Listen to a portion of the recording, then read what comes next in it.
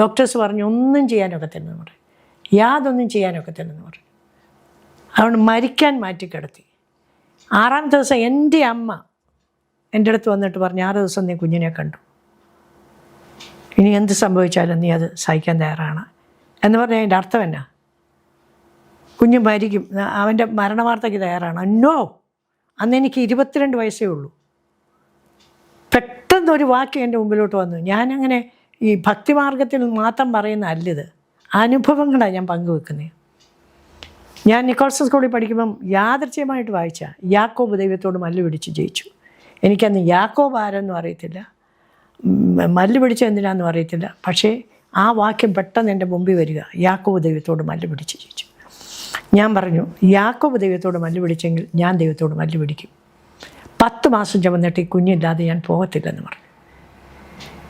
10 മാസം ചുമന്നിട്ട് വെറും കൈയോടെ ഞാൻ ഇവിടുന്ന് പോകത്തില്ല, എനിക്ക് കുഞ്ഞിനെ വേണമെന്ന് പറഞ്ഞു. അപ്പോൾ ഓ നെഗറ്റീവ് ബ്ലഡ് വേണം, കിട്ടാനില്ല. യൂണിവേഴ്സൽ ഡോണറാണ്, പക്ഷേ വേഴ്സ് റിസീവറാണ്. ഞാൻ കണ്ടിട്ടുണ്ട് പല മതിലുകളിൽ എഴുതി വെച്ചേക്കുന്നത്, യേശുവിൻ്റെ രക്തം സകല പാപവും പോക്കി രക്ഷിക്കും. പാപം എന്താണെന്നൊന്നും എനിക്കറിയത്തില്ല, യേശുവിൻ്റെ രക്തം രക്ഷിക്കും.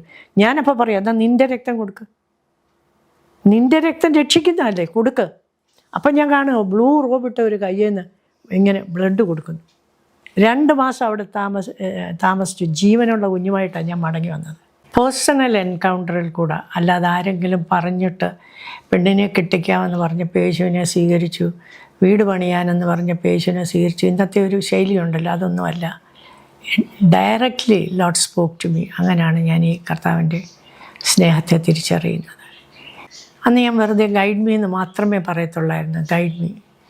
അല്ലാതെ സ്വാർത്ഥമായ പ്രാർത്ഥനകൾ എനിക്ക് അന്നും ഇഷ്ടമല്ല, ഇന്നും ഇഷ്ടമല്ല. എൻ്റെ മോന് വേണം, എനിക്ക് വേണം, എല്ലാവർക്കും വേണം ഇത്, പിന്നെ എനിക്ക് വേണ്ടിയാണെന്ന് പറയുന്നത് എങ്ങനെ? ഞാൻ എന്തിനിത് പറയുന്നതെന്ന് ചോദിച്ചാൽ, നമ്മളെല്ലാം ആദ്യം പറയുന്നത് എന്നെക്കൊണ്ട് പറ്റത്തില്ല, എനിക്ക് കഴിയത്തില്ല. ഒരു പ്രസ്ഥാനത്തിന് വേണ്ടിയല്ല ഞാൻ സംസാരിക്കുന്നത്, ഒരു തലമുറയ്ക്ക് ഒരു ദർശനം കൈമാറാൻ വേണ്ടിയാണ് ഞാൻ നിങ്ങളോട് സംസാരിക്കുന്നത്.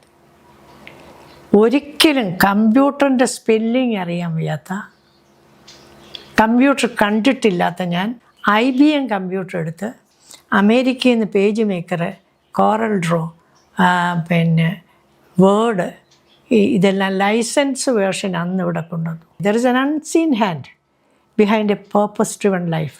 ലക്ഷ്യത്തിലെത്തിക്കാൻ വേണ്ടി നീ അറിയാത്ത ഒരു അദൃശ്യകരം നിൻ്റെ കൂടെയുണ്ട്.